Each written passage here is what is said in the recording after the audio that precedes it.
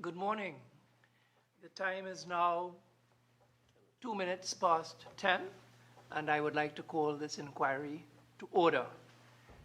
My name is Anthony Vera, ladies and gentlemen, and I wish to extend a very cordial welcome to the 5th meeting of the Joint Select Committee on State Enterprises, and a public hearing pursuant to its inquiry into the operations of the Rural Development Company of Trinidad and Tobago.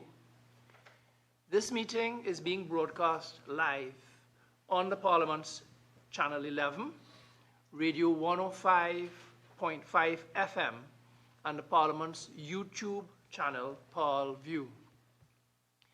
Viewers and listeners can participate by sending questions and comments via the Parliament's social media platforms, YouTube channel ParlView, or via Facebook and X. You can also follow us on Instagram and Facebook at TT Parl Committees for real-time updates and highlights from committee meetings. Before I ask my committee members to introduce themselves, may I just indicate that the following members have asked to be excused today. Members Hadarath, Ms. Shavana Sam, and Mr. John Jeremy S.C. I will now invite committee members to kindly introduce themselves, starting with Anil Roberts, member. Good morning. Philip Watts, Vice Chairman. Good morning, Marvin Gonzalez, member. Good morning, Foster Cummings, member. Thank you. Now, may I ask those who will be giving evidence today to please introduce yourselves, starting with the chairman. Hi, morning. My name is Raiz Patel, Chairman of the RDC. Hi, good morning. My name is Ronnie Suku, CEO of the RDC.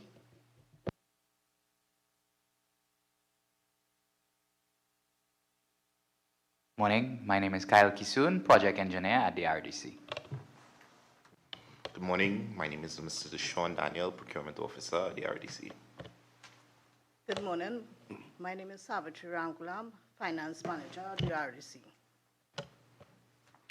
Good morning, Ryan Maharaj, Director, Social and Economic Transformation, Investments Division, Ministry of Finance. Good morning, Nuri Husseini, Economic Business Assistant, Ministry of Finance. Good morning, Wesley O'Brien, Planning Officer, the Ministry of Rural Development. Good morning, Sitisha Bernard, Planning Officer at the Ministry of Rural Development and Local Government. Good morning, Peter Mitchell, Permanent Secretary Acting, Ministry of Rural Development and Local Government.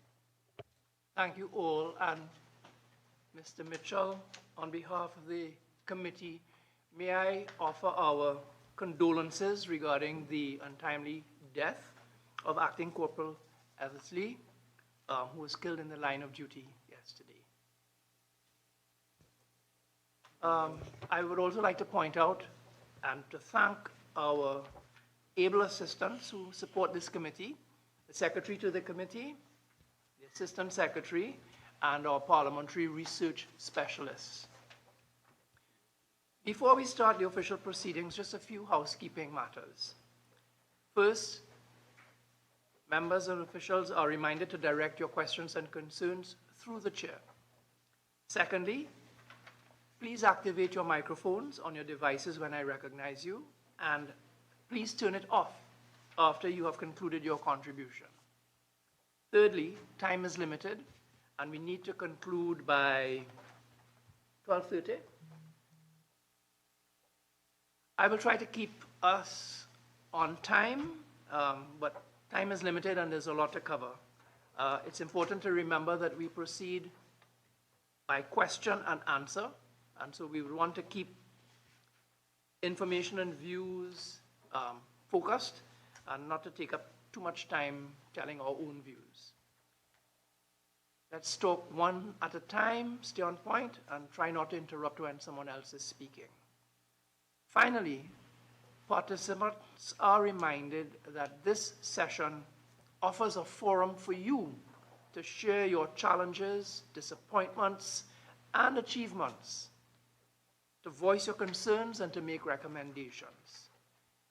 It provides a unique opportunity to increase public awareness, understanding, and support in respect of your operations.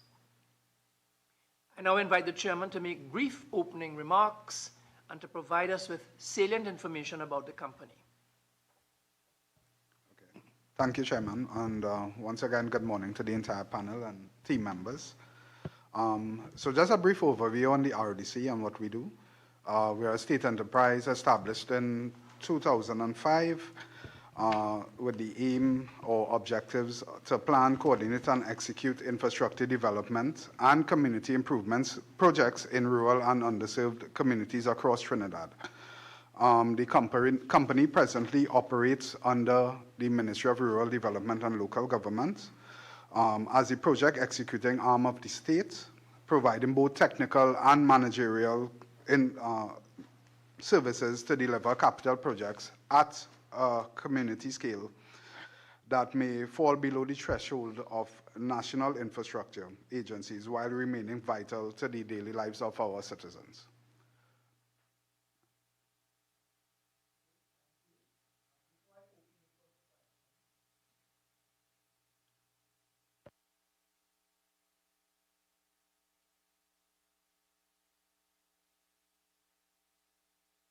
Sorry. Yeah, I was asking, what does the company understand by the term rural development? My understanding is that it's the process of improving the quality of life, economic well-being, and social infrastructure for people living in relatively isolated or sparsely populated areas. It goes beyond agriculture to include better healthcare, education, infrastructure, and diverse economic opportunities, to reduce poverty and to create sustainable communities. How does this gel with the company's vision, mandate, and approach? Well, Chair, our mandate is more on an infrastructural level, as well as, to a certain extent, a social development structure as well. Funding permitted, that has not happened over the past. But we address and we target more the critical infrastructural needs at a community level and community base. It's our view, it's multidimensional and community-centered in terms of our projects and how we approach works across communities. Yeah. Thank you. And may I invite the Permanent Secretary, Mr. Mitchell, to make a few opening remarks now.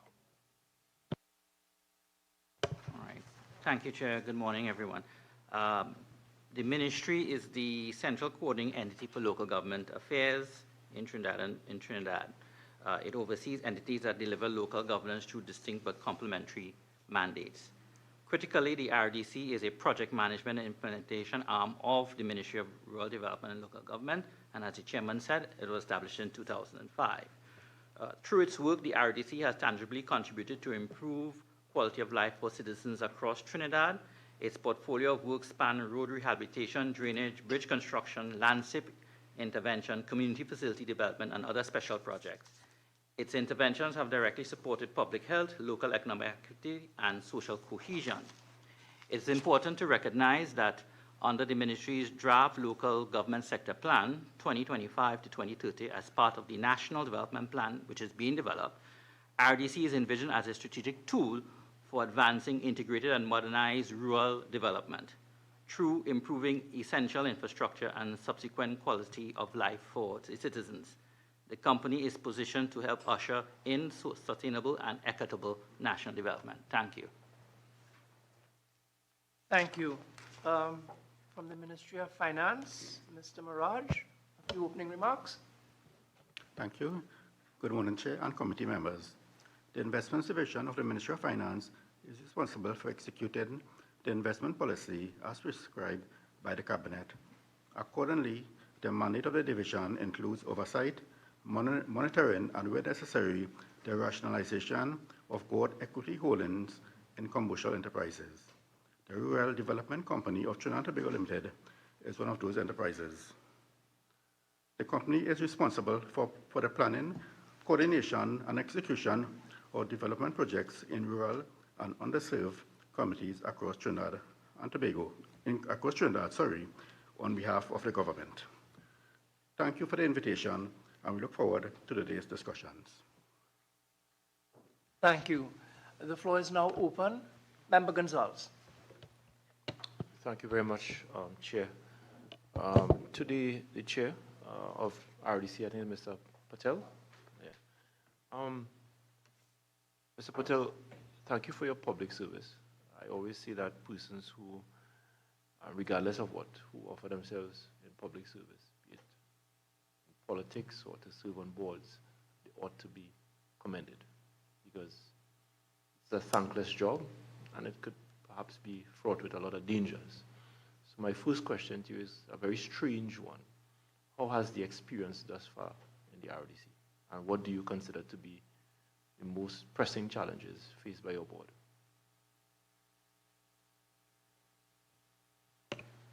Thank you. I would say it's quite challenging, the experience. It's a lot to do, and of course, public sector employees, we are underpaid. Let's put it like that as well. You are underpaid? Yeah, very much so. For the services being provided. I think RDC, like any other state enterprises, are all plagued with a lot of issues in terms of reporting. I think at the level of our organization, on a project management and engineering side, reporting is a must, right? And that is an issue that, you know, we currently face, not only at RDC, but across all state enterprises as well, in terms of, you know, giving information back where it's necessary and required. That's one of the challenge. Second thing, I believe the challenge is employing and keeping good public servants. You know, the competitiveness in terms of the compensation is you know, practically non-existent.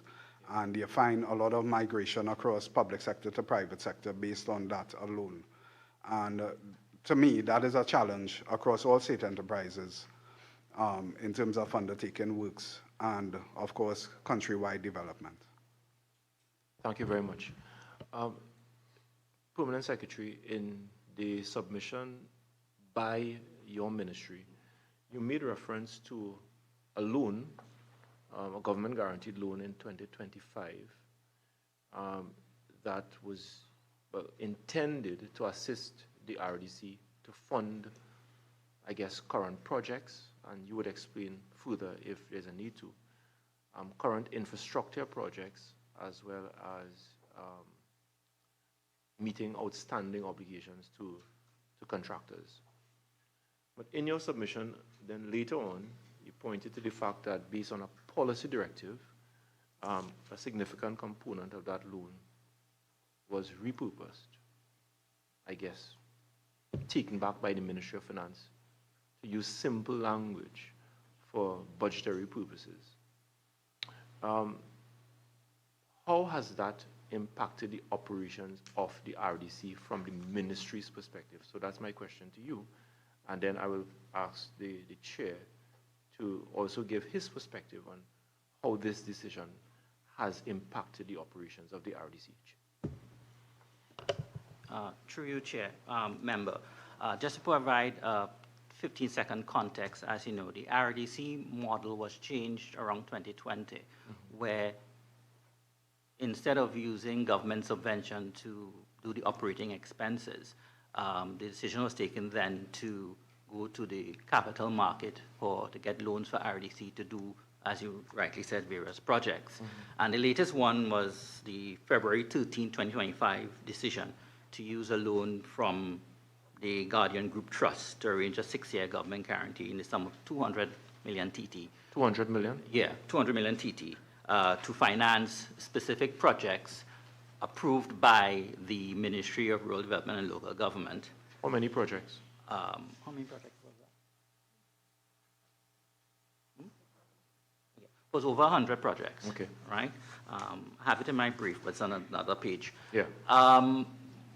What happened, as you said, there was a policy directive to the then CEO to repurpose the balance on the loan. I think it was $158 million remain, because at that time,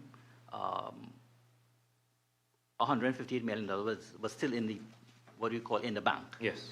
Right? That was repurposed on the directive of the Minister of Finance pursuant to his powers under the Exchequer and Audit Act, to submit that to the Treasury suspense account. So that was done in accordance with his directive. In terms of that, it sort of curtailed the projects at the time. When the new board came in, they had a balance on that loan of just about $2 or $3 million, which they are using to pay staff at this time. We got from RDC a projection of their operating expenses to the end of this fiscal year. That was submitted to the Ministry of Finance, and it is under consideration by the Ministry of Finance. That's as much as I can say at this point in time. And what is the projection in terms of RDC's operating expenses? Roughly between 5.80. Million? Yeah, 644. So in other words, the $644,000 per month. Yeah. So the $2 million on the loan that is outstanding, is that sufficient to meet RDC's operating expenses towards the end of this current fiscal year?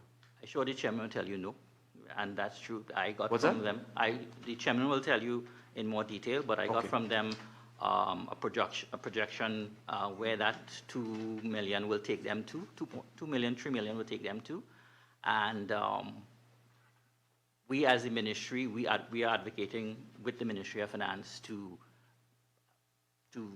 carry them through. We made representation for funding under midterm, and Yes. that will be under consideration by the Ministry of Finance. Okay, thank you. Chair. I just want to add through you, Chair, that RDC does not rely on subvention from the government. We actually make our recurrent expenditure or income from projects as we charge project management fees to all ministries on all projects.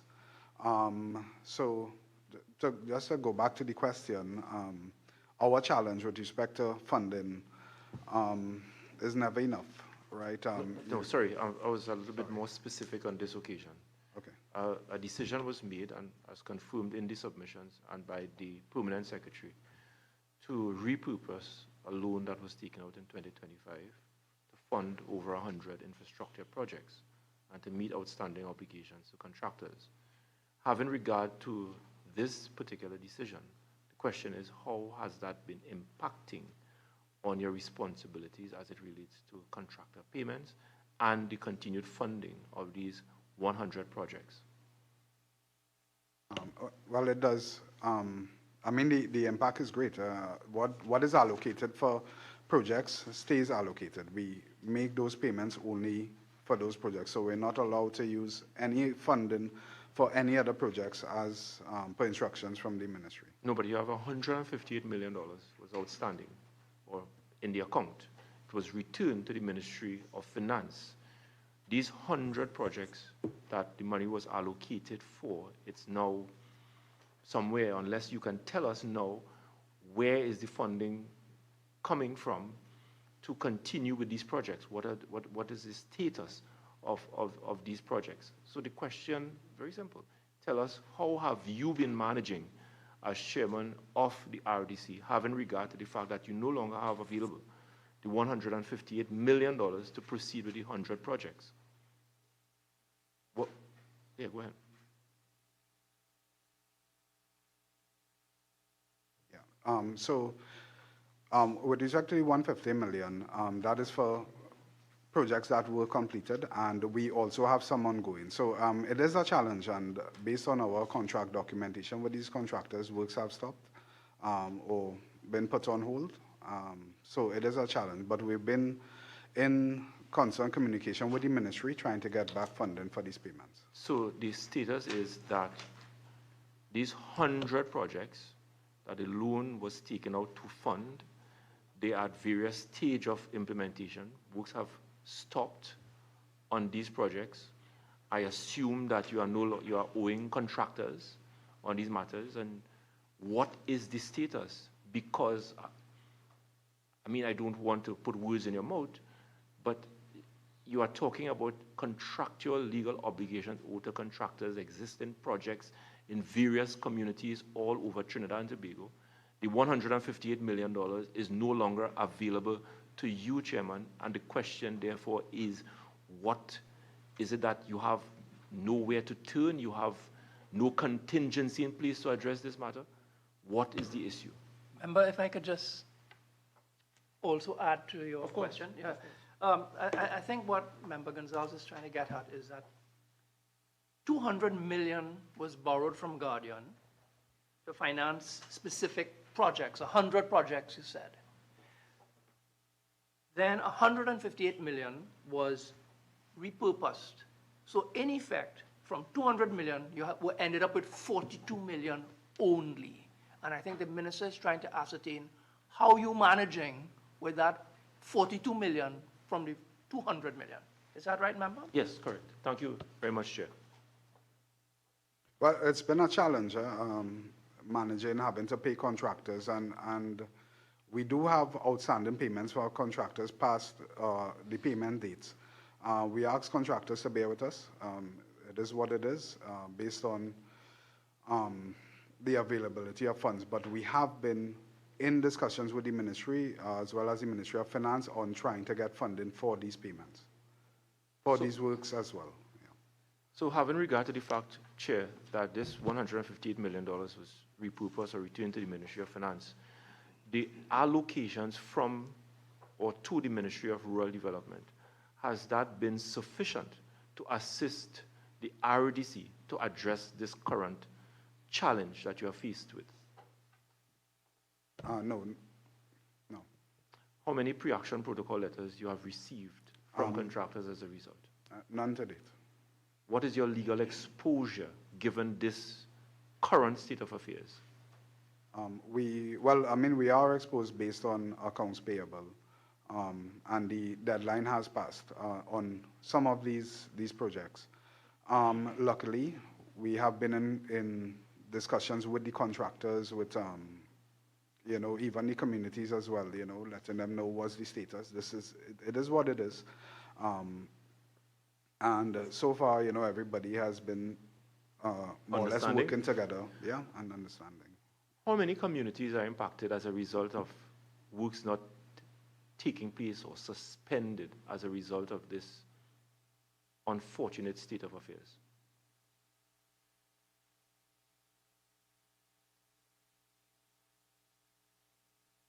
We don't have a direct answer for that, but we could provide the committee with further info. In writing? Yeah. And you provide that at some subsequent time to the yes, committee? Yes, definitely, yeah. Did the board, having regard to this state of affairs, did the board put forward a plan to the ministry for its consideration as to what it can implement to assist RDC in navigating this current challenge? Actually, we have been in discussions with the ministry as per further projects. I mean, on our end, as I said. No, let's not. We'll get to further projects. I'm talking about the 100 projects that are faced with this lack of funding and put RDC in a very untenable situation. You, as a board, having now have to face this very challenging situation, I would imagine it is only responsible from a corporate governance perspective that you put forward a plan to the ministry as to how the RDC can navigate this current challenge. Have you done so as a board? Well, we requested funding and we've been following up with the ministry on it. That's what we have done so far. And did you get the funding that you request? No, not as yet, no. Not as yet. Thank you. Member Roberts. Thank you, Mr. Chairman, and good morning. I may not be as intelligent as the chairman, so I like to start at the beginning. I don't like to start a story at the middle. We asked the Ministry of Rural Development for the purposes of service provision by the RDC, what criteria by the ministry are used to classify an area as rural? And the answer shocked me. I nearly couldn't continue reading your document. You said from the ministry, there is no single formally prescribed criterion used by the MRDLG to classify an area as rural. Now, unfortunately, my little daughter just going standard 5 and standard 4, their definitions of rural and urban. So to hear that a ministry and an executing arm, the Rural Development Company, does not have a definition for rural, please help me explain, Mr. Permanent Secretary. Member, through Chair. The mandate of RDC in terms of classification criteria in which they use their projects was captured in a cabinet decision in 2018, where it used the entire geographic space of Trinidad to be the mandate of RDC at the time. So in 2018, that was a policy decision.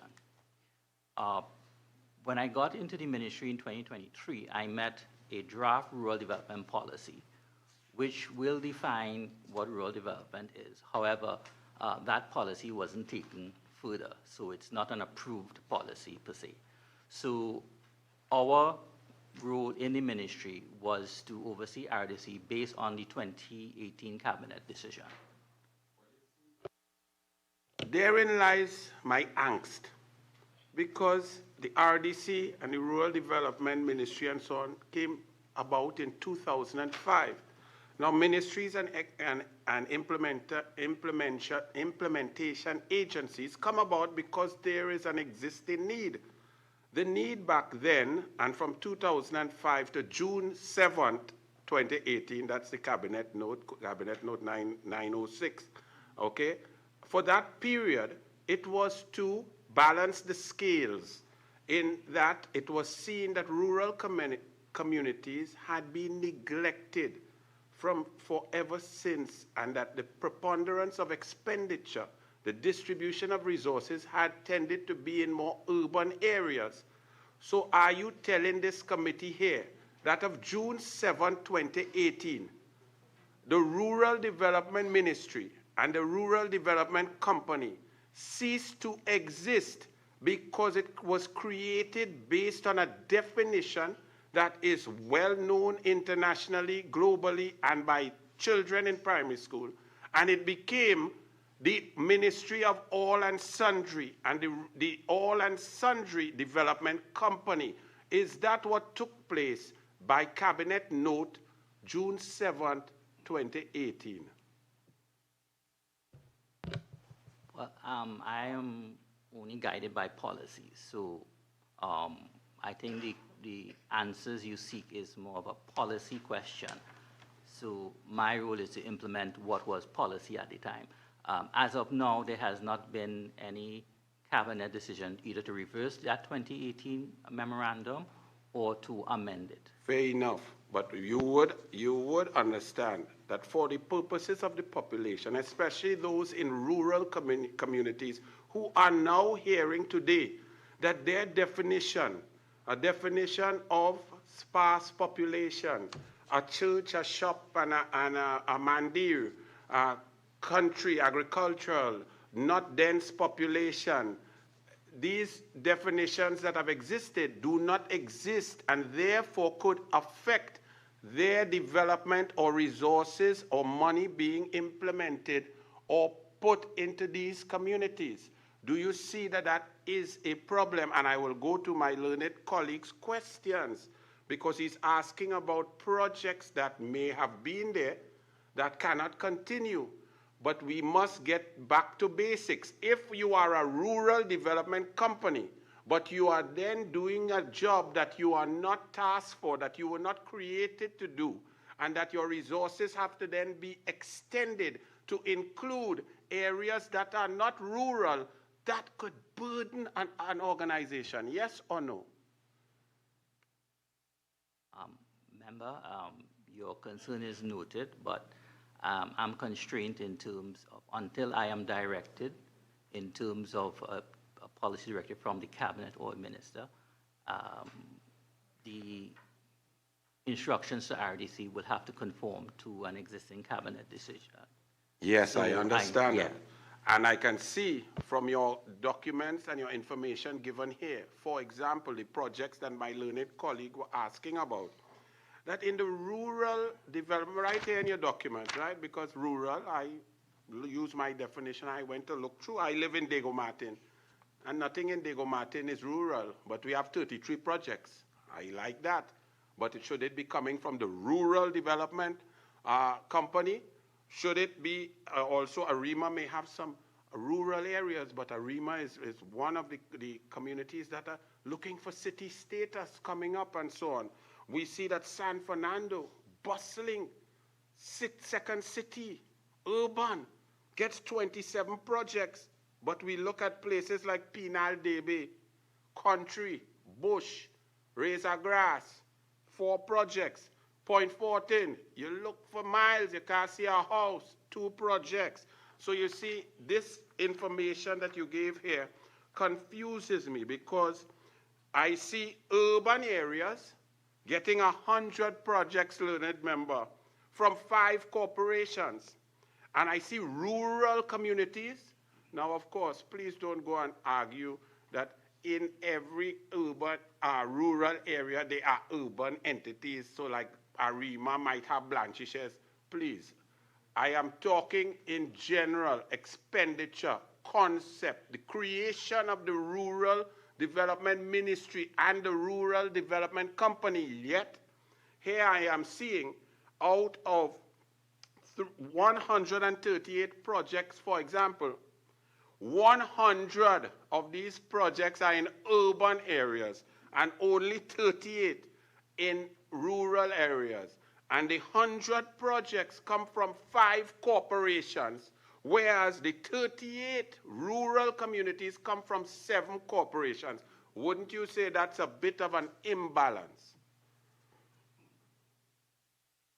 I think you want me to go into the realm of making a pronouncement on policy. But as I said, you raised some concerns, and I will take it to my minister if we need to. No, I don't want you to go into the realm of policy. I want you to go into the realm of fact of what has taken place and where allocation of resources, which you are in charge of, have been directed. Because the ministry and your policy, your first 2 pages, which was very interesting, very pedantic and very textbook-like about the mission. The Rural Development Company of Trinidad and Tobago plays a central role in the implementation of rural development initiatives aimed at improving the socio-economic conditions of communities. I got goosebumps, but then I read it and I see urban, my people, where I exist, getting the bulk of the resources and the rural communities being neglected. Therefore, the very concept and the creation of the idea from 2005, and I must say to my learned colleague that that came under a PNM administration. So clearly they saw that there was a need to redirect resources to the rural communities. But then his very same party in government in 2018, June 7th, changed that direction and reverted to the all pointing towards the urban. And I am saying to you and asking you, how does that fit with allocation of resources when a permanent secretary, money and allocation has to go in a very stringent, structured manner? How does one justify a change to urban development in a rural development company? I think the concern you raised will be addressed once we finalize our rural development policy, because the cabinet minute was, quote unquote, the overarching policy framework by which the ministry was guided by. But was the ministry between 2005 to 2018 guided by a different policy?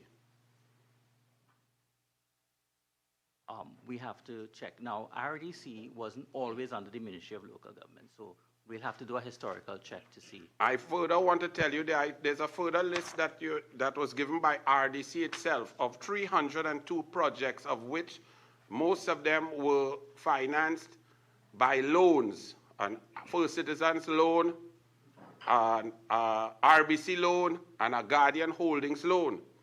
Out of these 302 projects that were done between 2023 and 2025 April,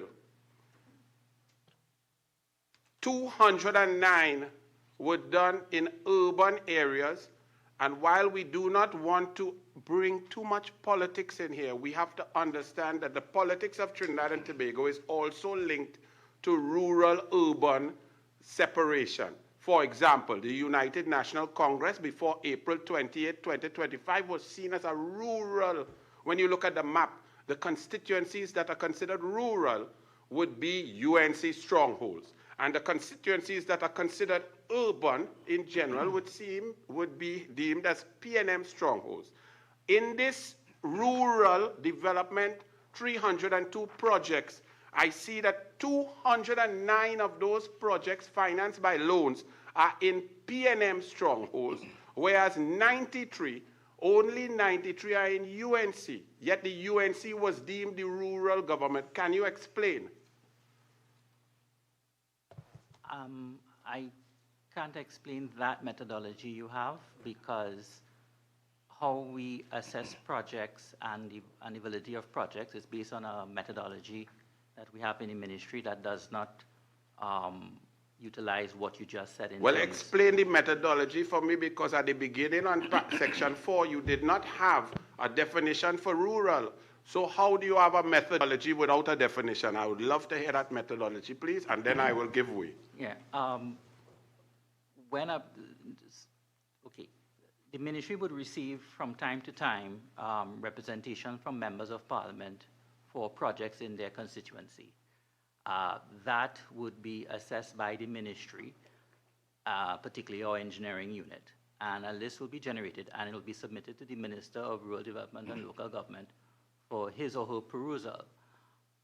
Once the minister agreed, then I would then send that instruction to the Rural Development Company to proceed with scoping of those projects. So you are saying that the policy and the procedure that was adhered to is that the then Minister of Rural Development will determine where projects go and which communities and which constituencies and which areas receive projects. That's what you have just told me, and I'm seeing it here, while you may not agree with my analysis, because my analysis takes different levels, takes a map of Trinidad and Tobago, understands where's rural, puts yellow and red, and I in politics, but we have to understand that politics creates policy. Would you agree? And if the policy changed on June 7, 2018, when a certain party was in position and it moved Mr. Chair. But are you ashamed? It's a policy position. Okay, He member. was in the cabinet. I think we need to have But I'll move on. control, Mr. Chair. Permanent Secretary, Control. I understand the constraints that you cannot comment on policy and you don't frame policy, you're a technocrat.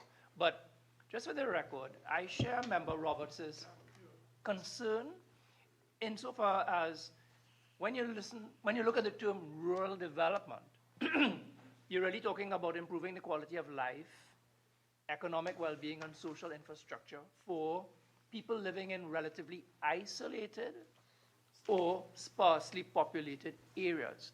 And it would appear that somehow we have strayed from that with some of these projects. So you say that there will be a reassessment. I certainly think that in that reassessment, this is an important dimension. I wonder, though, if you could just, are you able to speak about the justification for expanding the company's mandate in 2018 to include all 39 constituencies in Trinidad?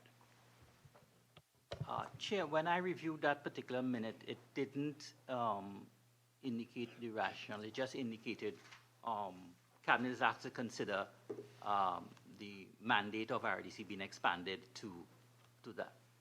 So, let me just jump in there. Yes, but we don't want you to peruse the minute. The minute just has the agreement and the decision of the cabinet on a piece of single pink paper. What we need is the cabinet note that would have been thick, that would have given us the rationale for the change in the policy of the Rural Development Company. Mr. Chair. I don't know why my member is Mr. Chair. disturbing me. Mr. Chair. There's a cabinet note, he knows. We have agreed that we would... Can I just Mr. Chairman, could I get an answer, please? We don't want a discussion on the minute. Do you have the cabinet note? We can't divulge cabinet notes are notes secret, confidential. That's the point I'm What? making. You want to keep your policy confidential, sir? You are aware of that. Can I just ask one question? You left a cabinet in certain gentlemen. circumstances. You understand? Don't worry about that. But All right, we know the procedure with Mr. Chair, cabinet notes. but I just on a point of order. Yeah. In this committee, the member is going down a road where he is trying to draw the public officer into a political discussion. Mr. Chair, this is an apolitical committee. There's a reason why we have members of the government, members of the opposition, and you as an independent senator chairing this committee. Because it is expected, Mr. Chair, that this committee and the way that we conduct it, we remove the politics from it, and we allow ourselves to get questions from public officers, board appointees, etc., so that we can understand the challenges faced by state governance and to make recommendations to improve upon those challenges. But when a member of a apolitical committee decides to engage in political couture, bacchanal, and confusion, and especially trying to draw the permanent secretary into that discussion, I would want to recommend, Chair, that we don't allow this to go down in this way. I have asked the chairman some questions, and I didn't talk about UNC, I didn't talk about PNM. I went and I dealt with specific facts and issues, and let us agree to conduct these proceedings in this manner. Mr. Chairman, I'm sure you're going to let me respond for a moment, because to my learned colleague, what he describes as couture and bacchanal and politics is very simple policy. And if he's ashamed of the policy decisions that he took part in, this is a simple question. All right. It is, Mr. Chairman, it is not couture.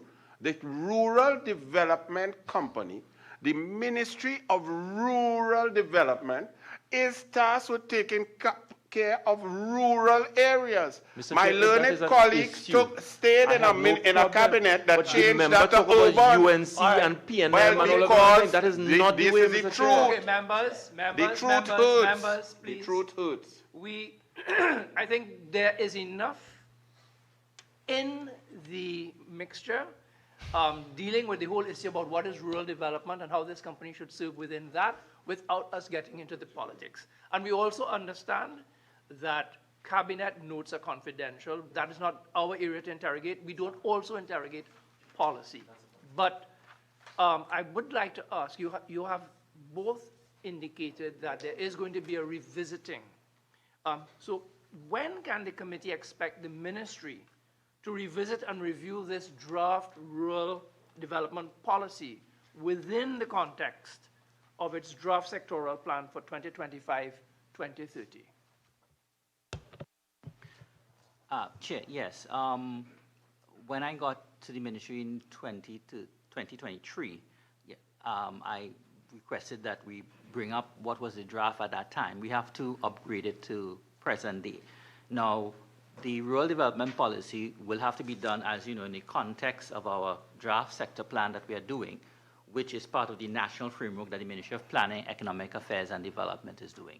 I can't give a time frame at this point when the rural development policy, because we have to have an engagement with the minister to determine her mission and vision in terms of rural development is concerned. We do have that because she has indicated to us, the staff in the past, how she wants to see the ministry supporting rural communities. So we will drill that out. And I take the point of the committee that there was some blurring of the lines with the Rural Development Company.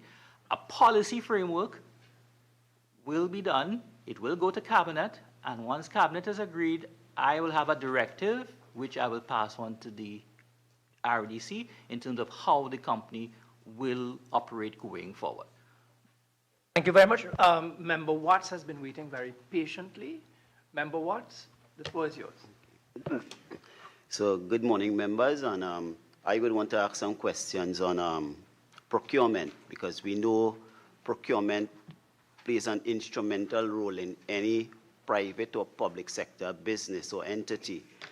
So my question to the chairman, does procurement operate with a formally approved procurement and disposal policy?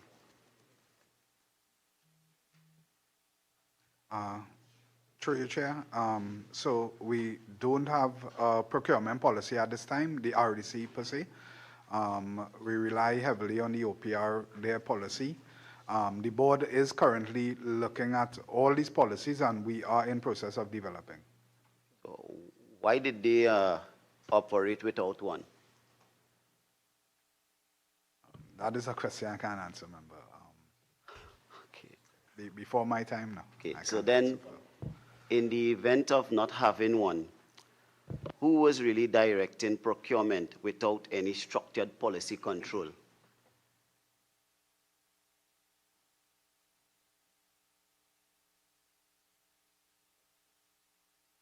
So it would have been done from the procurement officer. They didn't have a chief procurement officer, so the procurement officer was doing so. In the procurement department, there were a lot of deficiencies in the procurement department. And what are some of the deficiencies that you would have, or you could identify, or would have identified? Based on a SWOT analysis that we would have conducted, there are several issues in relation to the HR and the way the company was actually set up. As a matter of fact, from our org structure perspective, there weren't an approved org structure. The structure that they had that was existing, you had several deficiencies. For example, in the procurement department, you only had a procurement officer and you had a set of admin assistants. Okay. So what was the reason for not having a procurement manager? You said you had a procurement officer. Again, this was before my time, but based on the structure, we did see several deficiencies. Okay, so currently, who do you have managing your procurement department? The same officer? So currently, we do have the same officer, yes. However, we are in the process of restructuring the organization in terms of we are looking at options to properly staff the organization. Okay, at the RDC, what is the required qualification for the procurement manager position? So for procurement manager, that would be, you would have to be SIP certified, or at least procurement, as well as a BSc, as a minimum. Does the current procurement officer holds that particular amount of qualification? Are they qualified for the position? No, he isn't. He currently has a bachelor's in political science. And how long this person has been operating in that position? Roughly around 2 years. 2 years. Okay, so that's it for me, Chair. Thank you. Member Cummings? Thank you, Chair. Chair, I just want to go back, because these proceedings are being broadcast to citizens of Trinidad and Tobago. Is a fact that in this country we have several state enterprises that the various governments from time to time use in the execution of projects for the state. Some of those companies involve the Rural Development Company, the Urban Development Corporation, NIPDEC, Palo Seco Agricultural Enterprises Limited, etc. Okay? Now, so that the name of a state enterprise does not in itself dictate the role of the company. These companies over time... Is there a question? Yes, yes, Chairman, there's a question. These companies over time develop competencies and are allowed to execute state contracts. I just want to make that statement before I ask the question. The question I want to ask the ministry in reporting to the committee on the projects that were executed around 2025, what determined how these projects were reported in terms of location? For instance, when it is said San Fernando, X number of projects, is it that you use regional corporations as the overall umbrella? What was the guiding? What guided that? Yes. Right. As I said earlier, I can't remember respond to which member. We get requests all the time from members of parliament, also from other agencies that may ask us, and then the ministry would do what is known as a scoping exercise, and then we would then submit that listing to the Minister of Rural Development and Local Government, and the minister may accept the recommendations of the technocrats or... Sorry to disturb you, PS, but that's not the question. The question is, we got in your submission, Arima, X amount, San Fernando, X amount, which did not really give us a proper geographic description or location of where these projects were. Because as the member quite rightly said, in Arima, you have Blanchisseuse and several other rural areas. You have Lupino, you have Talparo, you have San Rafael. In San Fernando, you may also have several rural areas. So that in terms of the accuracy of the information, I'm not sure, following on the point Member Roberts is trying to make, that the way the information was submitted gives us any real understanding of where these projects were located. Okay, I understand now, member, in terms of the actual location and where I think there was some additions. Huh? Oh, yeah, I think RDC's submission would have that in detail in terms of exactly where the projects were. Yeah. I would just like if we can get a further submission to the committee, given some more accurate information in terms of the location of these projects. The other question that I have is in terms of the outstanding projects.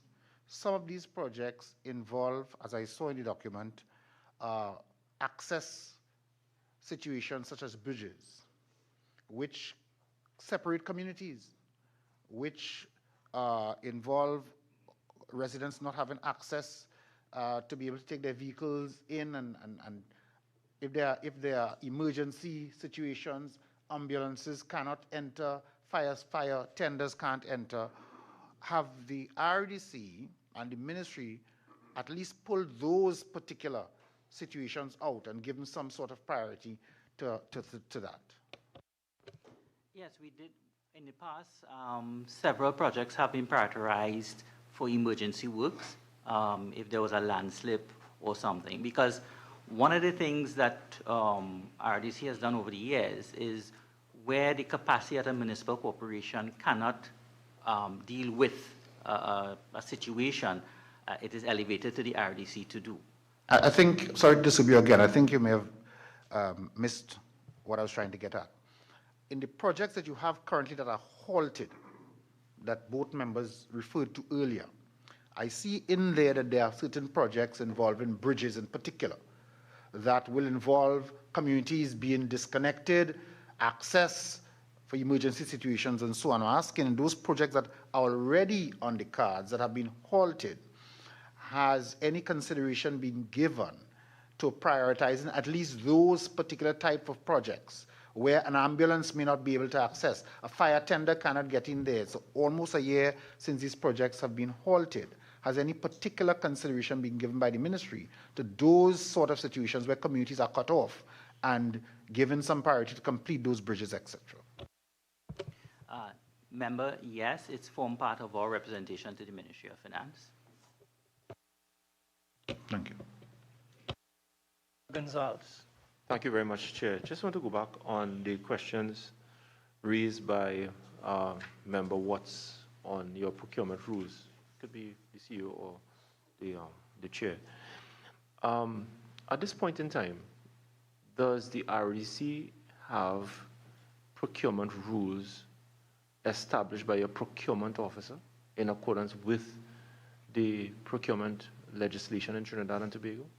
So we would have been operating under the rules and regulation guided by the OPR. However, based on these deficiencies that we found, we are in the process of developing a procurement and disposal unit.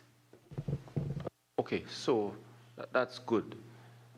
But are you saying then that over the last year or two, that the RDC has been complying with the OPR and the rules and regulations with respect to the procurement of goods and services? So they would have been in compliance with the OPR, that's correct, yes. But there was no formal policy from the RDC as a state organization with a procurement and a disposal unit. We did not have any policy. Okay. When was a procurement officer appointed in the RDC? So that would have been before my time. He's currently existing in the role as the procurement officer. Okay. Do you have, or rather can I ask whether contracts still go to the board for approval? No, the projects do not go to the board for approval, no. Okay. Do you have a board tenders committee in existence within the RDC? No, as per the OPR, you know, you're not required to have a tenders board at the. Do you have a PDAC committee? Yes, we do have a PDAC committee. Who are the members of the PDAC committee? They will be formed from members of the staff, the various heads of the different departments. So the PDAC committee is the committee that approves the award of funds? No, the PDAC committee provides oversight. It's up to the procurement officer and the accounting officer to make the final decision based on the tenders. When you say the accounting officer, who are you referring to? The CEO and the procurement officer. And the procurement officer. Okay, and do you have an established levels of approval in terms of expenditure? Yes, we do have levels. And can you share with us the levels of expenditure that will go Can I provide that in written response for you in terms of the different levels that you requested? Sure, definitely.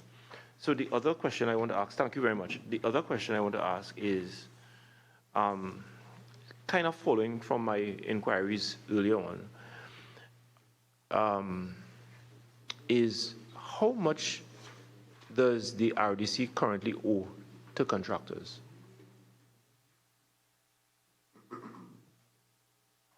$14 million, sir.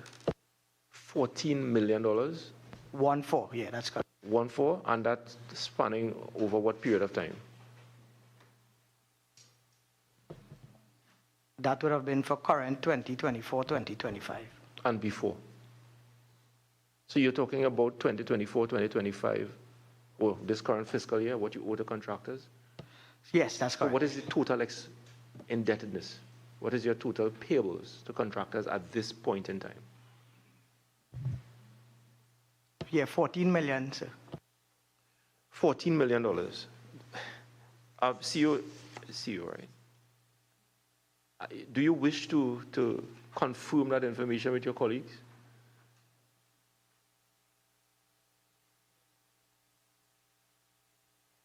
Yes, it's $14,532,801.49. We owe to contractors. Does that include the sums owed to contractors from the 100 projects for which you had received funding and that funding was repurposed?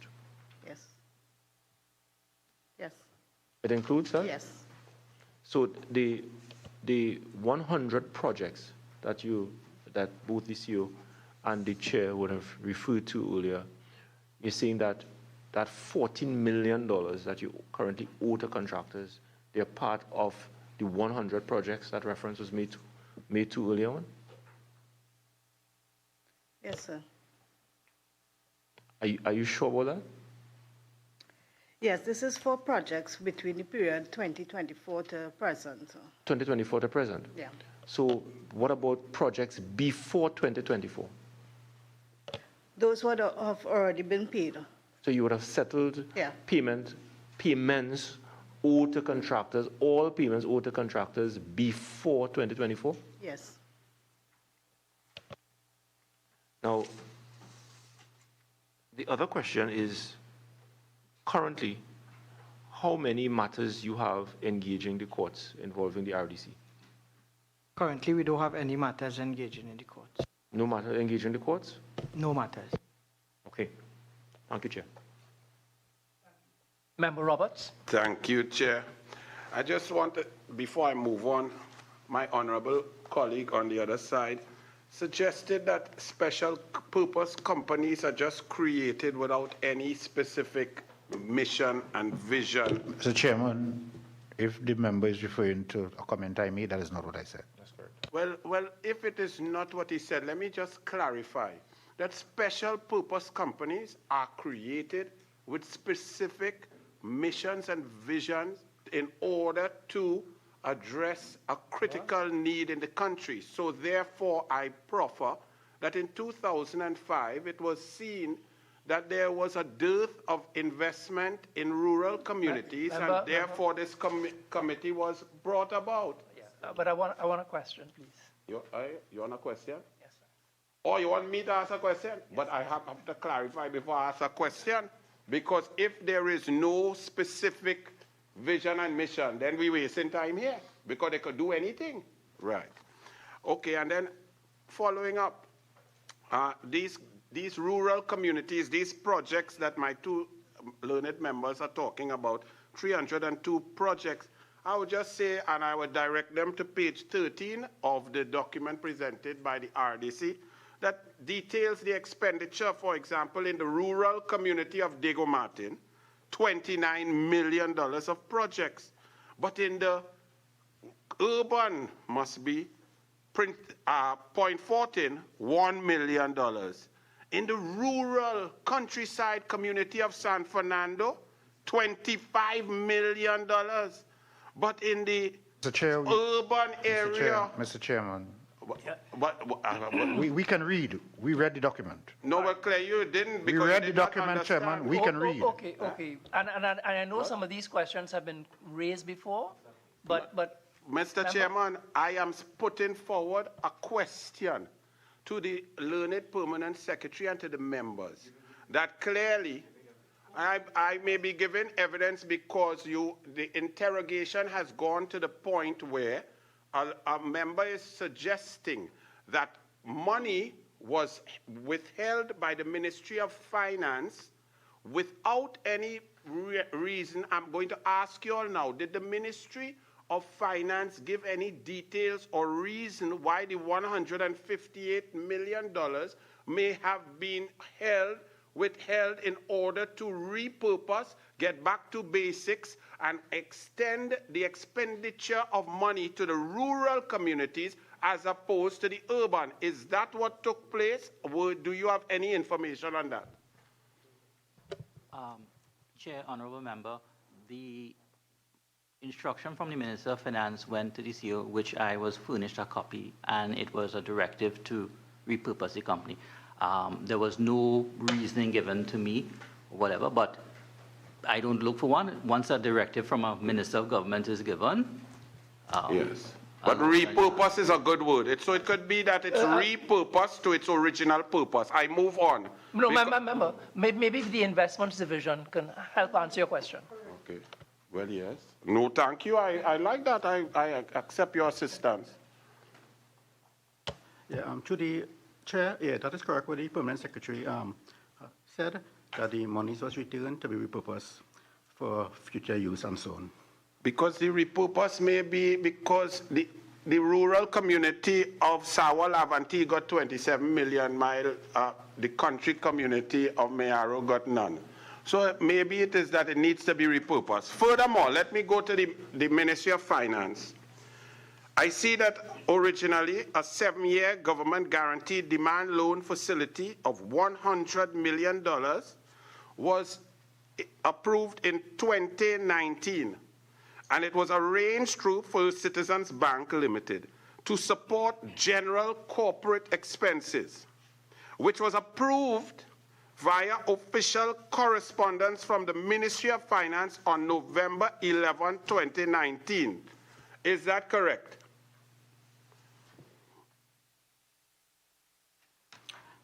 Yes, member. And when would, from the permanent secretary or investments, when was that tranche of money, the first initial tranche, how much, and when was it put into the vote for expenditure after that approval in 2019? When was the first dollar spent? Approximate date. That 7-year loan was exhausted. I don't have the specific time after the November 11th approval when we start drawdown. Do you have that, Ministry of Finance? When was the facility made available for utilization? Member, I don't have the specifics, but with leave of the committee, I'll be willing to put that in writing. Well, this is very important, Chairman, and I want it noted, please, and I want it in writing, because I proffer to you that in this that you've written here, because you said November 11, 2019, that it was approved from the Ministry of Finance and further ratified in Cabinet Minute number 1976 of November 25, 2021. I put it to you that this is putting the cart before the horse, because it is not possible for a Ministry of Finance to approve expenditure, then go to Cabinet for ratification. Only the Prime Minister of this country can approve expenditure and then go to Cabinet for covering approval. Therefore, if any dollar was spent before July 29, 2021, it would have been illegal and illegitimate. Please answer. What is the normal procedure and policy for approval of funds legitimately for expenditure of state funds? Is it that the Ministry of Finance can simply approve, or that you require Cabinet approval first, and you cannot then approve and then go to Cabinet for ratification? That does not exist and is a breach of procedure. Thank you, Member. Through the Chair, the normal procedure is you make a proposal to Cabinet for expenditure. Thank you. Please elucidate some more. The normal procedure or the legal procedure, the legitimate procedure, the only way to get expenditure that is legal is for Cabinet to approve first, and then the Ministry of Finance to facilitate through whatever mechanism. It is inappropriate and wrong for a Ministry of Finance to approve and then go for ratification 2 years later to Cabinet. That is what I'm saying. If I can is help. what I'm saying correct or incorrect? Please, Chairman. Member, if I can help you, maybe the question could be put, based on what the member is saying, would you say that the procedure and process used was regular or irregular? Thank you, Chair. I would like to do some research on that, and I could get back to the Minister that answer in writing, because I don't have that information before me. No, the question from the Chairman is a simple one. Procedure, you are the Ministry of Finance. Is it regular for the Ministry of Finance to so-called approve funding for any entity, and then subsequently, years later, go for Cabinet ratification? Is that the process, or is it the process that Cabinet must first approve, and then Ministry of Finance will source the funds from whatever means they determine, but the Cabinet approval? To the Chair, I will agree with the member. You must seek Cabinet approval first before you can approve where expenditure will approve by Cabinet, and then the Ministry will determine how the funds are disbursed. Can you indicate, when you do provide the written response, for the record, whether that was observed or not? Yes, Chair, I'll do that. Would I also want it clarified?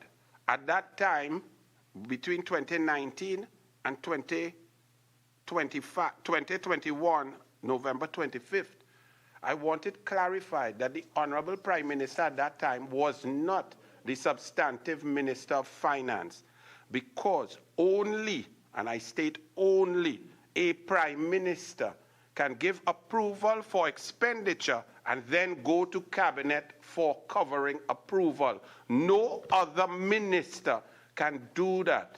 Member, you've made that point? No, well, I am in shock reading this. This is typed here, Thanks. and I am in shock that this is put before this committee. But we do have some other things to interrogate. So if I may, I noticed in your strategic plan at the back, you have identified 37 vacancies in your submission, and I mean some very serious vacancies from internal auditor, accountant. Yes, Chair, that's correct. How is this impacting your operations? So there is serious deficiencies. As a matter of fact, the RDC was operating without an internal auditor. We are currently, through our HR process and through our SOPs, we are actually in the process of recruiting an internal auditor. Besides this huge gap of vacancies, what would you say is the biggest challenge that you're facing? So the biggest challenge, one is funding, but secondly, also the human resources in terms of the company itself. There's a severe deficiency. And given those constraints, what would you say are your priorities and main concerns? So the strategic plan that is before you would have been the pre-existing strategic plan, but currently we are developing a new strategic plan, a new strat plan for the way forward for the organization. On that note, could you please tell us what is the current staffing, or what has been the staffing, and in what areas, especially with regards to the discussion that we're having? Because if there are corporations are putting forward proposals for rural development, I'm sure there must be some verification process. What are those? Who is? Robert, yeah. We have agreed procedure here. We said that we will allow each other. Yes, no. Please, you're not the chairman. I asked the chairman to assist him as he assisted me. I have no problem. Could you tell us, with the staffing shortage, how many people are hired in rural communities to verify proposals for projects?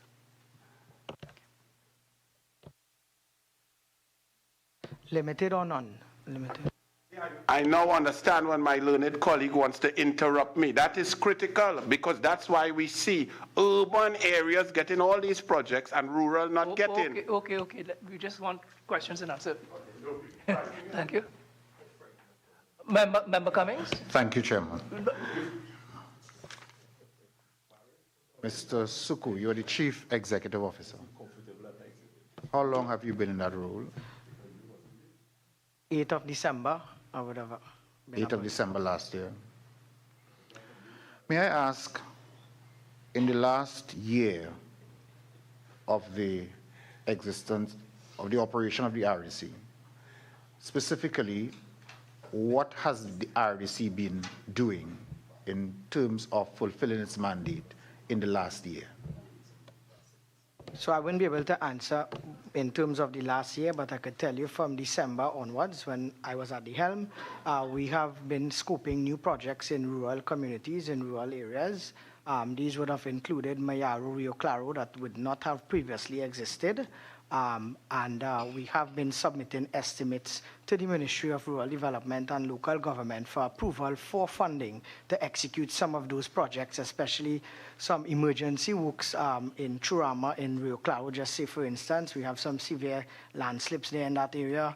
On the Mosquito Creek, we have some serious issues. And basically, those are the scopes that we've been working on and submitting to Ministry of Rural Development and Local Government. How are these projects identified? So it would have came from a charter, and some of them would have been emergency work. So, for example, the landslip would have just happened in Mayaro, to be quite honest with you. When you say a charter, what do you mean by that? So there is a project charter that we work with, that we would have had some pre-existing documents that would have had scopes to be identified and scopes to be done. What I'm trying to get at is, how was that developed? What's the source of the information? Through the Ministry of Rural Development and Local Government. As you know, we are state enterprise, so we take our mandate from the ministry. Thank you. So that, well, you said you can only speak from December, but there might be other persons at RDC who can answer this question. In the last year, has the RDC undertaken any work in any area, rural or otherwise, within the island of Trinidad.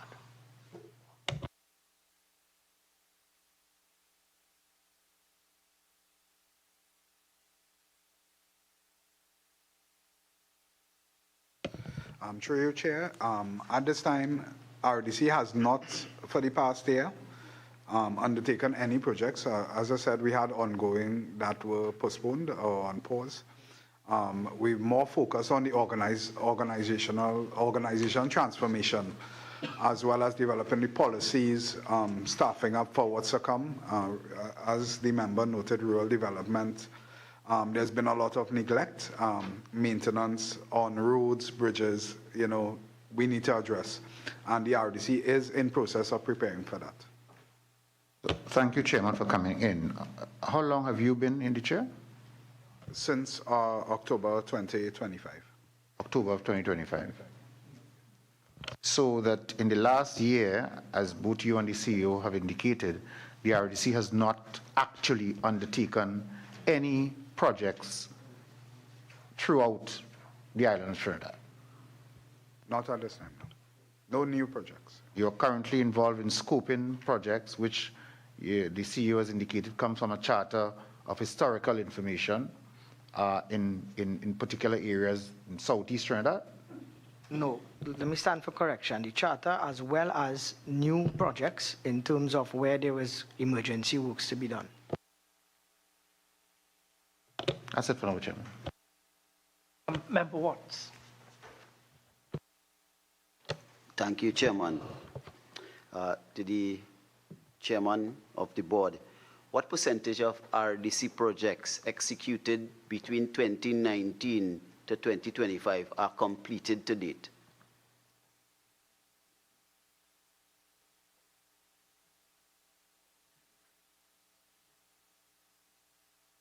About 70%.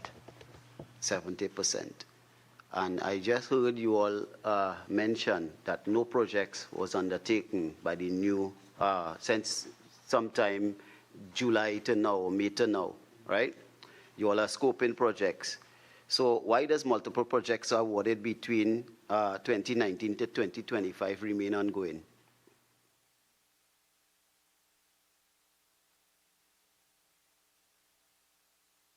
Funding, because of funding. Funding. And what formal mechanism exists to justify prolonged delays of extension of time?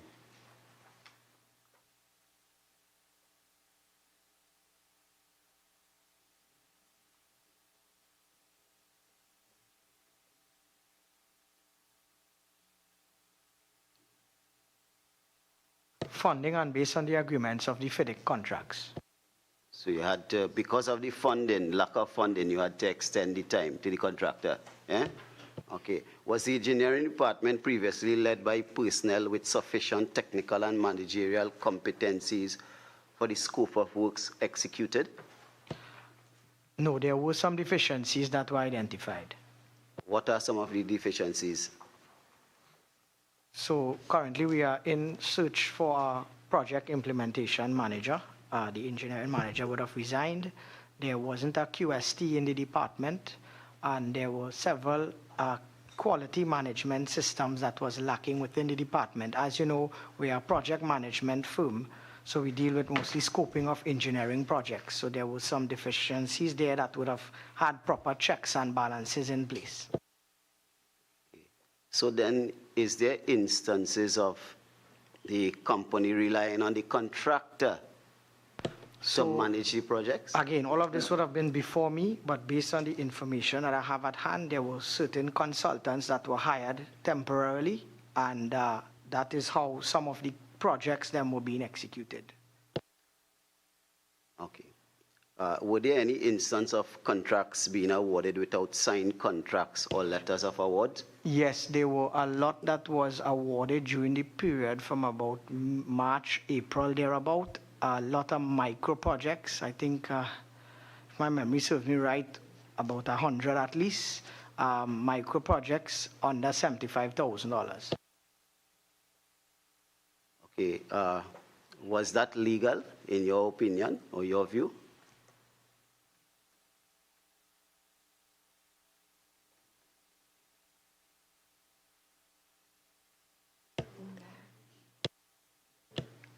I prefer defer that question. Before the question, okay. How were works initiated, approved, and completed in the absence of formal contractual documentations?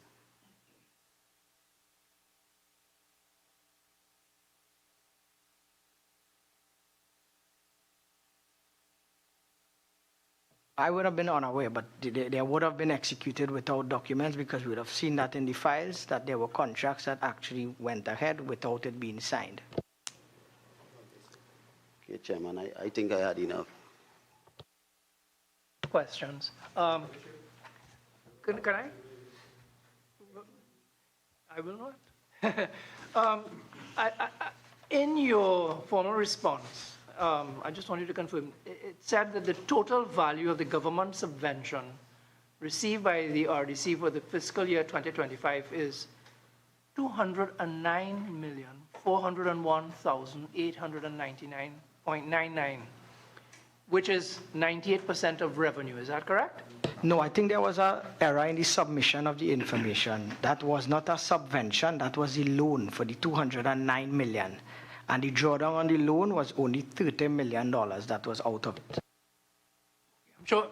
I'm sure Member Gonzalez is going to pick up on that. Before I go, I just have two more quick questions.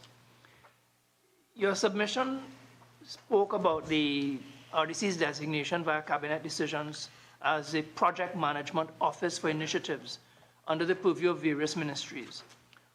How much money is owed to the RDC by other state enterprises or agencies for project management services rendered? I'll have to put that in writing for you, Chair. All right, because I'd like to get a sense of monies owed to you, and what state agencies are your main clients?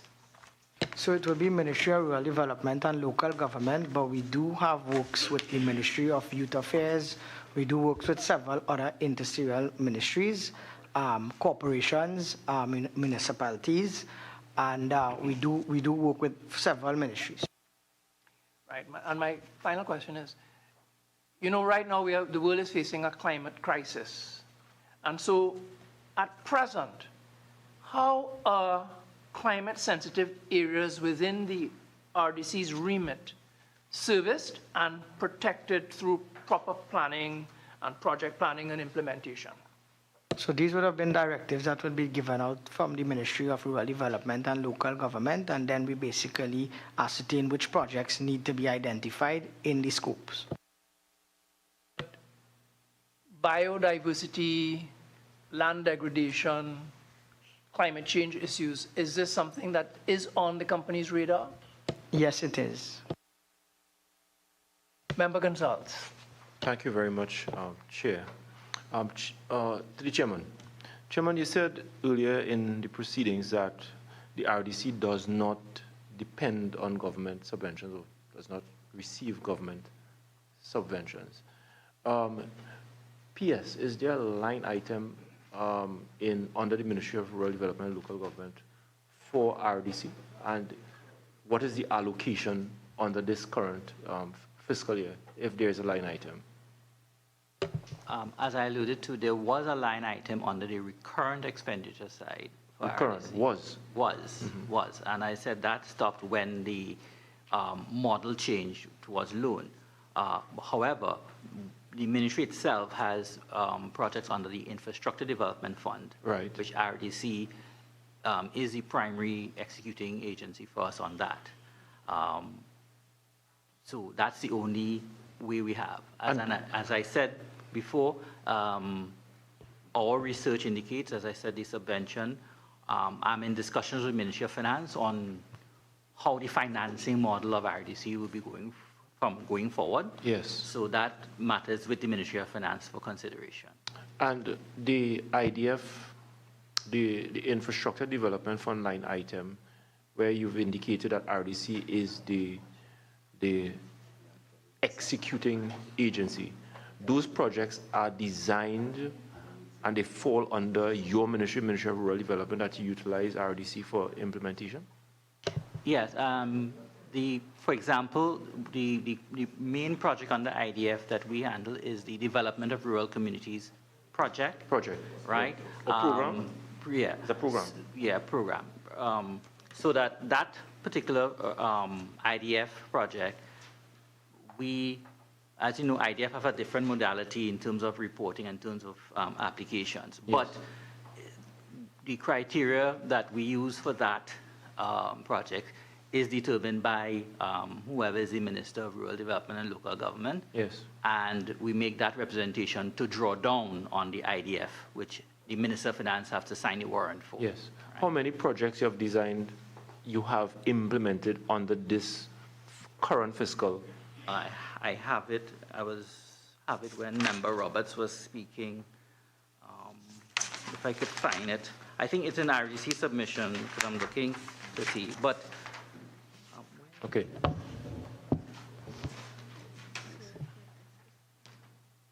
Yeah. Well, for this fiscal, we haven't done anything as yet. But we do have historical data on that development of rural communities. But I just want you to note that we are in the month of April, and given your admission that nothing has been done as yet, I think it is a bit worrying, and it perhaps points to some project implementation capacity on either on RDC side or the ministry side. But we are in the month of April, and if there's a line item for this particular program for which you have received allocation and nothing is done as yet, I think it is worrying, and perhaps maybe at a subsequent time you can provide an explanation for that. Now, there are two questions, Chair, please allow me to, that I want to pursue. PS, is there a close relationship between the Ministry of Rural Development and the local government corporations around Trinidad and Tobago for the design of projects for which further discussion will be had with the RDC for implementation?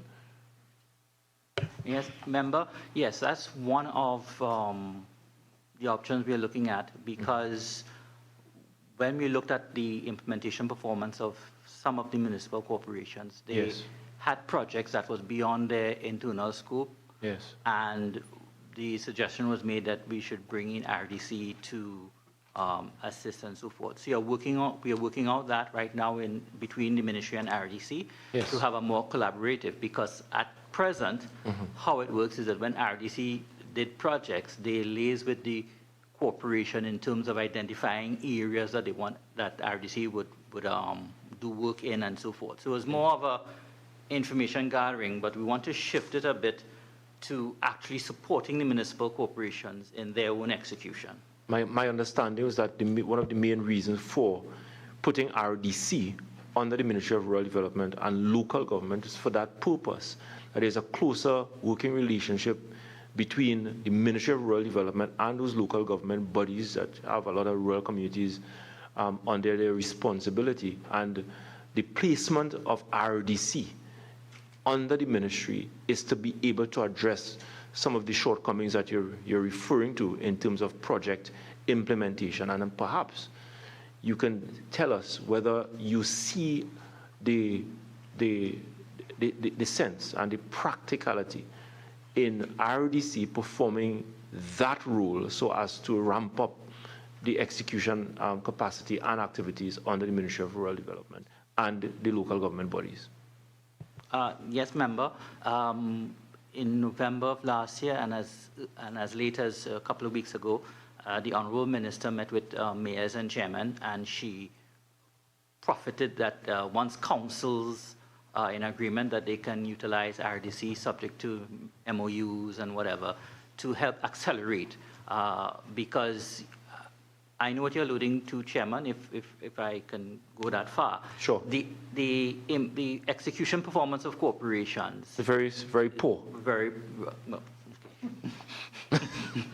No, let's not be coy. Yeah, but so one of the ways we want to improve the performance of municipal corporations is utilizing the skills not only in RDC but in the ministry as well. Right. So we are pushing ahead in terms of making that closer collaboration, because right now, as I said earlier, municipal corporation performed a sort of information gathering role for RDC in terms of where they should do project works and so forth. But the actual project bank of the corporation itself was suffering. And even Ministry of Finance, not this arm, but the other arm that deals with the budget, expressed to me concerns about the implementation performance of corporations. And as a by the way, the conversation revolved on how about using your principal executing agency to work with the corporations. But don't you think, PS, that it requires policy directive and not necessarily leaving it up to the corporations, the chairman, the mayors, or the various CEOs to determine whether or not they wish to use RDC? So should it not be that the Ministry of Rural Development instructing via policy directive from the government that corporations and councils, that they utilize the rural development company in order to implement some of their major capital projects? Well, at this time, as I said, the minister put out that suggestion for the various councils. Yes. Some have responded. And some have responded. Yeah. Some have responded. And again, internally in the ministry, we are looking at deepening that collaboration with the municipal corporation. As far as a policy directive, I can take your suggestion back to the Honorable Minister, because under the MCA, only the Minister of Local Government can give a policy directive, of course, to the corporation. Once you leave it up to the various corporations to make that determination, you're going to go nowhere. So it has to be driven by policy directive, and I guess this committee, in putting together its report, will make that recommendation. Now, to the official representing the Ministry of Finance, I want to go back slightly to an issue that Member Roberts was pursuing with respect to the loan that was repurposed, and the impression that was given by Member Roberts as to why this loan was repurposed, because that somehow the RDC may have moved away from its core mandate in terms of where projects were being implemented. I think Member Cummings would have also dealt with some of those issues. For example, in my constituency of Aruka Lopino, a significant part of it is rural, as Lopino and Surrey Village, etc. Is there a question? But the question, thank you very much, Mr. Chair. Just 1 second. Mr. Chair, to the official representing Ministry of Finance, this loan and the timing that loan was repurposed, isn't it around the same time that you had similar activities taking place for loans for MTS, WASA, and HDC, where the previous government would have authorized these state agencies to raise loans, to pay contractors, to fund infrastructure developments, etc., for MTS, for RDC, WASA, HDC, that around the same time that this RDC loan was repurposed, it occurred with other state agencies for which loans were approved to undertake similar types of activities? Ministry of Finance? Thank you, Member. To the Chair, yes, it was around July, August 2025, which was a general directive from the Ministry of Finance to return the funds in the relevant escrow accounts, yes, from the state agencies. That targeted state agencies? Yes. And RDC was one of them? Very much so. And is it true that the main purpose for this directive was for budgetary support? Remember, I don't have the specifics. But What's that? I don't have the specifics of what it was used for, but in general terms, was to assist with, cash flow and that sort. To assist in low cash flow that was faced by the government at that point in time? Well, I cannot say low cash flow. But low cash flow, you say? Yeah, but I cannot say that. Cash flow challenges? I will leave it as that I don't have the specifics, but it was used to assist with liquidity. Liquidity. So the repurposing of that loan for the REC occurred around the same time where the government would have taken a decision to repurpose other loans for MTS, for WASA, for HDC, for RDC, and therefore had absolutely nothing to do with what Member Roberts was suggesting. It had to do with RDC maybe overreaching its core mandate. Well, Chairman, I'm glad the member trying to summarize my point of view. But as a learned, I was waiting for the answer. There are no answers. I was just waiting. I didn't know he was giving evidence. So the learned colleague who's a lawyer is providing a circumstantial. Mr. Chair, While you all interrupted. Mr. Chair, No question. Mr. Chair. Let's wait the answer. Let's wait the answer. As I said before, yes, he wants to return, but I don't have the specifics. All right, well, hold on. Can you please provide this committee in writing with a detailed breakdown of all current, all active government guarantee loan facilities initiated on behalf of state enterprises for the last 5 years? That's right. Thank you. Yes, Chair. Thank you. Thank you, Member Chair. Roberts. Yes. My learned colleague is a learned attorney and just presented a circumstantial case. So I will get down to the nitty-gritty and provide with documentation that you all have provided the committee a suggested modus operandi and questions based on facts, not circumstances and innuendo. So, Mr. Chairman of the board and CEO, let me ask you a procedural and hypothetical question.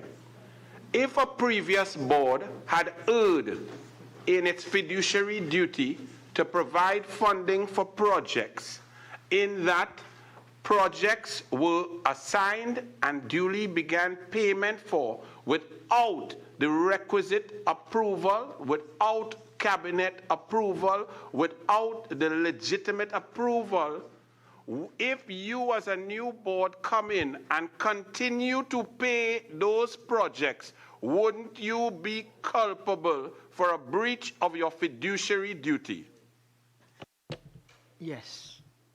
So could that be proffered as a rationale and a reason based on the questions that I have brought here today, showing that funding and loan financing was somehow approved, inverted commas, by the Minister of Finance and the Ministry of Finance without cabinet approval, which was then sought 2 years after, which in my opinion means that the expenditure was illegal and illegitimate.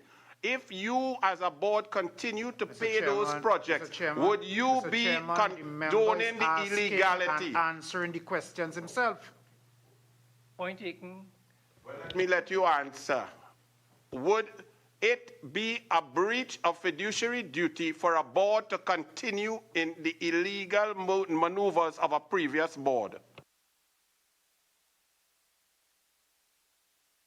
Well, I don't know if that's a fair question because it assumes that there were illegal maneuvers and there's no such evidence at this point. No, there is evidence right here. With all due respect, Chairman, there is evidence here and on page, everybody can join it, page 5 of the ministry document where it states inter alia that the approval from the First Citizens loan was approved via the Ministry of Finance and later, 2 years later, was ratified by Cabinet. With all due respect, Chairman, that is illegal and illegitimate as it is stated here. Not my words, it's right here. All right. So that question is valid.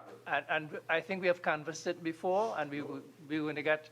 No, but I'm asking now, based on my learned colleague's assumption of circumstantial position, that it was a policy position because of low cash flow, I am saying at the RDC, the payments have been halted in order to ensure legality, legitimacy, and proper procedure. Yes or no? Mr. Chairman, again, the member is asking and answering the questions himself. Let them answer, and then we'll move on. But what are they answering? He's giving them the answer. He's putting words in the mouth of the members.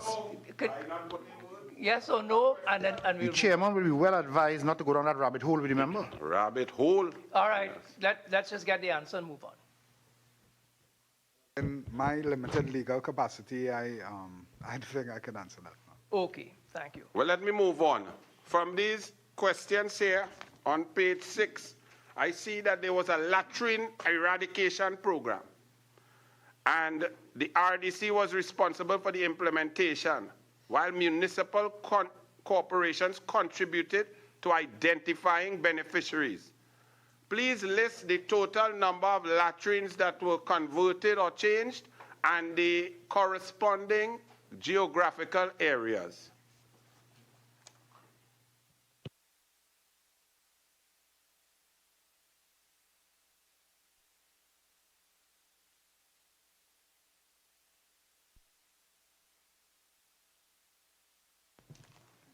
Chair, through you, could we provide that in writing? Yes, it's latrine because once I hear latrine, I think Balize House and PNM. I don't know why. All right, come on. Mr. Chairman, this is a parliamentary committee. Okay. Member, you have any more questions before? Yes, because it's also stated here since we don't have the latrine, but I have seen information that suggests that most of the latrine eradication occurred in urban areas. Okay, on a policy position, is it scientifically correct that there are there more latrines in urban areas or rural areas? Typically in rural areas. So if more latrines were eradicated in urban areas as opposed to rural, would that be something that should raise eyebrows?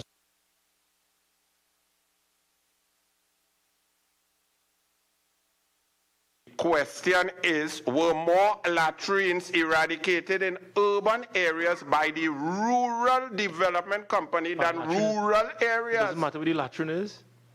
No, but it matters that the rural committee, the rural company that is there designed to impact the lives of those in rural communities was Once you impacted. eradicate a latrine, you eradicate the latrine. Doesn't matter where the latrine is. No, it matters who eradicates it. This is the problem. Doubles on coffee is recorded in a latrine. Is that there may be a disproportionate Thank you. By the placing PNM.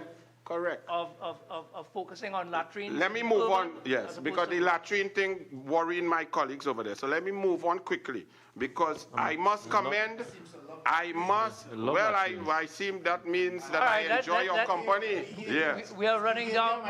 It was, you see, Let's stay focused. I must say that I commend my honorable colleague for realizing and stating that there were shortcomings in the former Minister of Rural Development, Al-Rawi. He said so previously that there were shortcomings, and I agree with that. And I'm saying to the honorable members here and CEO, in June... Mr. Chair, on a point of order. June 2020. Senator Cummings is a sitting member of the Senate, and therefore it will be out of order for the member to be making any comments on a sitting member of Parliament. That is out of alignment with anything. Well, you said that he is shortcomings on the part of Senator Al-Wari. But that's the term. I'm just using the terms that you use, honorable member, that there were shortcomings. It's just coincidental that that's the senator's name. I did not see that. You check the hands, sir. He was just about to finish his question. Yes, thank you. Let's just move forward. They can check the hands. Do your question. Shortcomings, he said. I am now saying that on June 25th, 2020, Cabinet approved projects for RDC to be implemented, urgent projects. Now, I have done research and I noted that these projects were begun at that time, July 2020, utilizing the loan that was approved by the Ministry of Finance, but not yet ratified by Cabinet. That money was expended on those projects in June, July, August 2025. Is this correct? Yes, correct. Was there an election in August 2020? Okay. Not Mr. over. Chairman. This is very Mr. serious. Chairman, what The does an money was election not- have to do with the work of this Every committee? time an election comes, What the does an election PNM have to do expends with the money work of this without committee? cabinet approval. The member is out of order. CPEP 1.4 The member is billion. out of I am order. out of Order. Our chairman is out of order. And I think we've gone down this road before about cabinet approval being given post. But it's the same minister from rural development to CPEP without cabinet approval. This is a serious thing. You've made the point ad nauseum. I think it's well on. Is there anything else different to make? Okay, before my colleague, I know Member Cummings, but I also just have I want to put a couple of things on the record.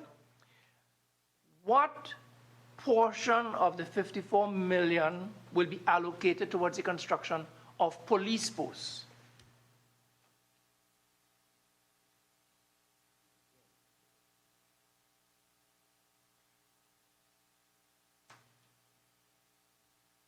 Chair, you could elaborate a bit more? Well, in your submission, you listed the construction of police posts on local economic zones at an estimated sum of 54 million plus among the company's project portfolio for the fiscal year 2025-2026. So my question is, what portion of that 54 million will be allocated towards the construction of the police posts?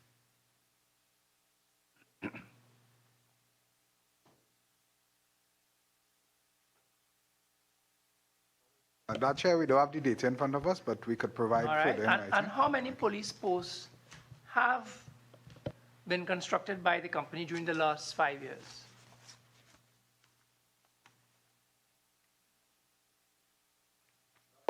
That also, Chair, we'll provide in writing. I have In the one last more. 5 years, yeah. The committee notes that the financial model is characterized by a near total reliance on government subventions as its revenue source, with limited income generated from other sources. Additionally, the committee acknowledges that the board is actively exploring supplementary revenue mechanisms as part of the current strategic review. Can you provide examples of the supplementary revenue mechanisms currently being explored by the board?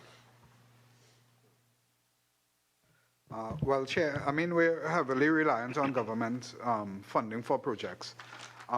We are exploring the options of using the diplomatic corps, for instance, to fund community-based projects. We also have the Green Fund, which we are looking at. So these are other models and other options we're looking. Right. And in tandem with the development of supplementary revenue mechanisms, what measures, if any, have been adopted by the company to improve cost efficiency and to reduce operational expenditure? Well, at this time, Chair, as I noted before, experience, professionalism comes at a cost. RDC, with the new board, new management as well, we're looking at improving the IT infrastructure, for instance, using AI. There are many AI models for project management, which we are exploring and hopefully could model across other government state agencies as well.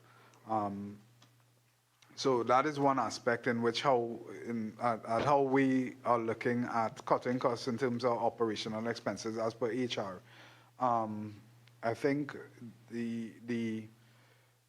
our approach through our strategic plan in terms of how we manage projects as well would also change. Right, yeah. So, and that's how we plan on moving forward. Yeah, sorry. Member Watts? Okay. So this question, maybe the chairman or the CEO can answer this question. And based on your observation, were there any instance of a conflict of interest in the awards of contracts?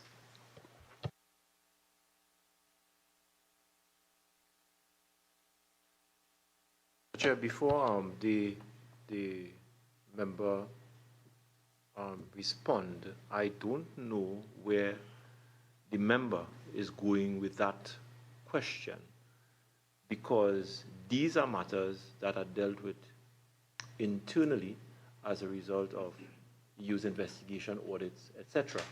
And therefore, I was to thinking go down along that road. I was thinking along similar lines. Chairman, based on the answers to the question on the engineering and procurement, this is how I derive at this particular question, all right? And I had two other questions other than that, but if they cannot answer, or if the question is not going to be allowed, then it doesn't make sense I'm asking the next two questions to follow up. So are they going to answer the question? Well, I'm trying to understand your question, because is there a conflict of interest that the company may have had? But because I don't know if you could really go behind at the board level. So the question I asked is if the board at all observed any type of conflict of interest in the award of contracts based on the observation. I don't think I'm going to allow that. Can't. Yeah. Can't. Member Cummings? And after Member Cummings, I think we will be... I just have one more, if you can allow me, after coming in Member Cummings. I was going to let Member Cummings end. So you want to take a question before Member Cummings? Or? Please, thank you. Allow me? Yes, sure. Sure. I thank you very much, Chair, for your understanding. I don't want these proceedings to end and the viewing population is left with a certain impression based on some of the noise that we are hearing coming around this table, Mr. Chair. I just want to ask perhaps the chairman or the CEO, Chairman CEO, do you agree that even in urban centers, we have large squatter population that is undeveloped and communities and residents utilizing outhouses or latrines? Chair, through you, yes. Yes. And therefore, in those areas, because of the population density, it can pose serious threat to water and sanitation and other forms of diseases to human beings. Yes. Yes. And it is highly possible that in urban centers with high population density, you do have the situation where persons or citizens utilizing latrines can far exceed those numbers in rural communities.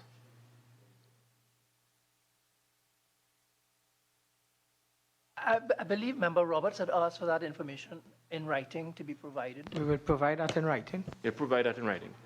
So, just to confirm, for the viewing audience, listening to these proceedings, that even in urban centers, we do have a situation where a number of citizens utilize latrines. I understand your question, Chairman, but I think it's the point straying is from the nuanced critical... because that is the fact. However, we are speaking about, honorable member, the rural development Member company. Roberts, I was coming to that. Thank you. Yeah, because that may be a very valid point, but I think the point that Member Roberts has been making, and I too share that, is that we are really looking at the role of the rural development company treating with rural issues. Now, it's true you may have latrines all over and in highly density areas, but really whether that should be the function of this company, I think that was sort of the kind of area. So I'm not trying to poo-poo your question, but I do think that... No pun intended. All right. But I think we're going to get information in writing. We will leave it at that. Member Cummings, I'm going to ask you to close the questions, but I just have one more question before. The mandate of the National Commission for Self-Help, that includes community projects facilitating the construction of small-scale infrastructure, such as community centers, retaining walls, pedestrian walkways in rural and undeserved areas. But that description closely resembles that of the Rural Development Company. And no mention is made of the National Commission for Self-Help in your submission. Does your company collaborate with the National Commission for Self-Help? That's my first question.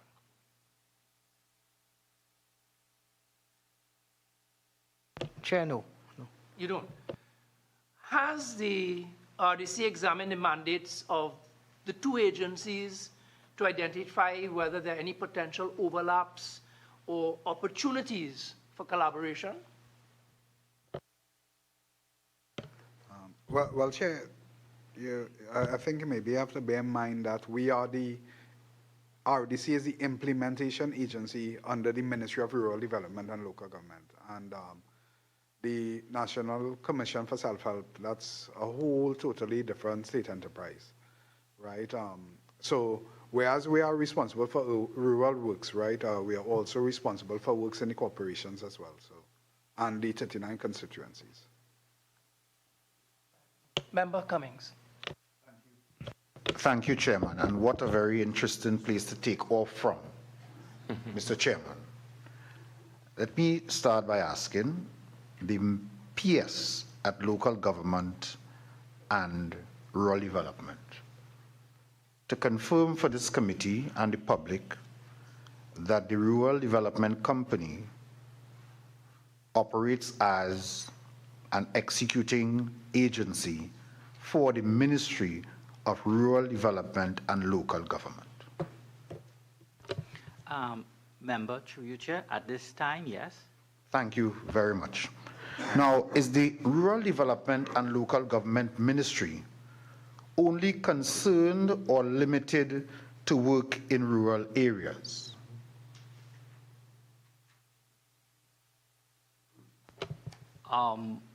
We are responsible for the island of Trinidad at the municipal level.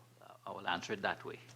And will that involve all municipalities, whether it involves urban or rural districts, Port of Spain, Diego Martin, San Fernando, Pinal, Mayaro? Member, yes, the ministry's function is to support the 14 municipal corporations. So, okay, so we have confirmation that the Ministry of Rural Development and Local Government is responsible for all municipalities throughout the island of Trinidad, notwithstanding whether it's a rural or urban area, but all municipalities, as you've just answered. Thank you. And therefore, if the Rural Development Company is the executing agency for the Ministry of Rural Development and Local Government, it supports that the RDC is then responsible for works given to it by the Ministry of Rural Development and Local Government to execute throughout the island of Trinidad, notwithstanding what municipality. As I said earlier, based on the 2018 cabinet decision, yeah, it's our main executing agency. And I profit if cabinet in their wisdom decide to assign another executing agency to the ministry or what.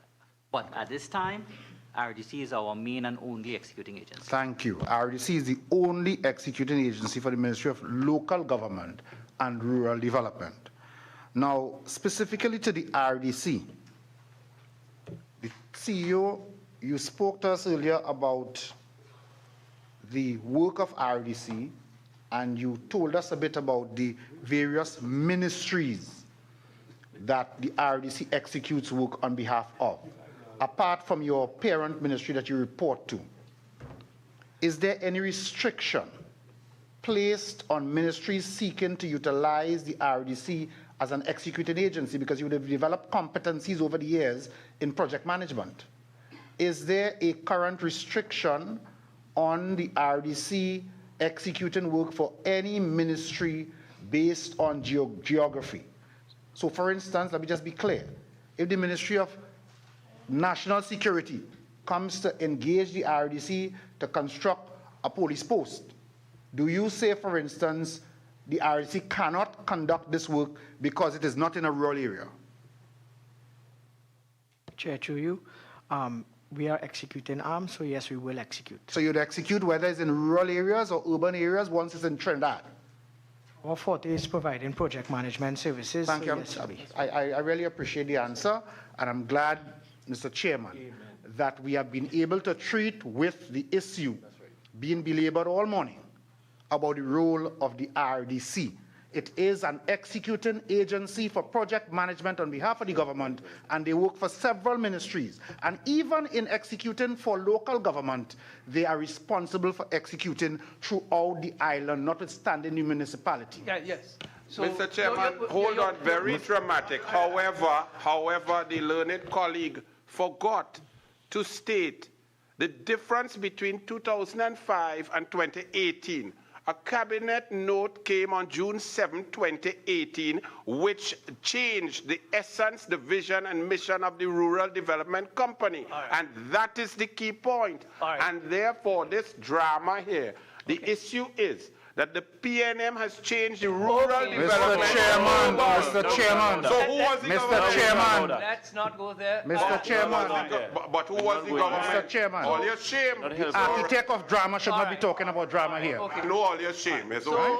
So the point... We wouldn't talk about live sporting. The point being made here is that technically, all that occurred was within the policy directives that were given and within had cabinet approval. the approval. mandate of the company. But I think the point that Member Roberts and I would like to respectfully put forward is that when you do the review, it may be a question as to whether the role of the Rural Development Company could be streamlined and calibrated to more rural rather than general.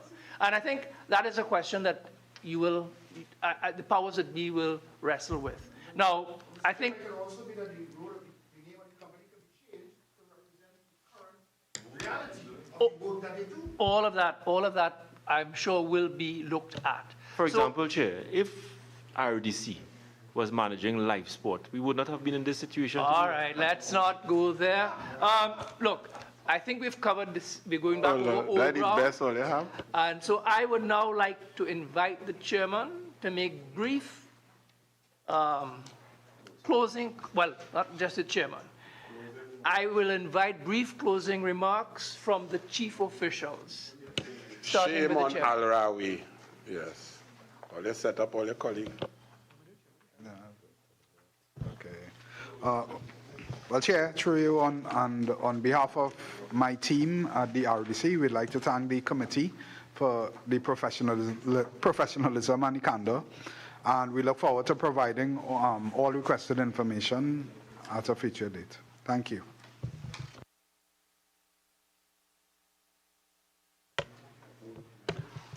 Chair, my closing remark, on behalf of the Ministry of Rural Development and Local Government, we thank the committee for us to appear before you to explain our role in terms of dealing with RDC's work.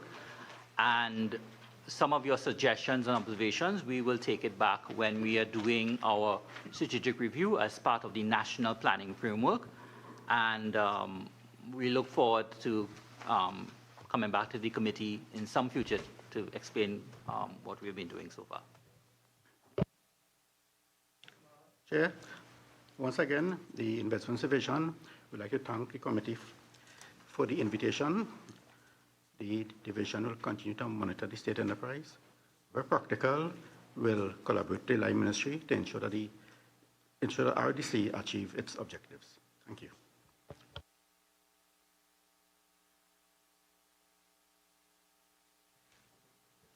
Thank you very much for your contributions today. They will be very useful for this committee in our future work on this subject and in drawing up a report and recommendations for actions to the relevant authorities. Ladies and gentlemen, this concludes our business today, and this meeting is now suspended. In closing, may I thank officials of the company for your attendance and your contributions to today's proceedings, committee members for your participation and support, staff of the Office of the Parliament for their procedural, research and logistical support, and last but by no means least, the viewing and listening audience. Thank you. This meeting is now adjourned.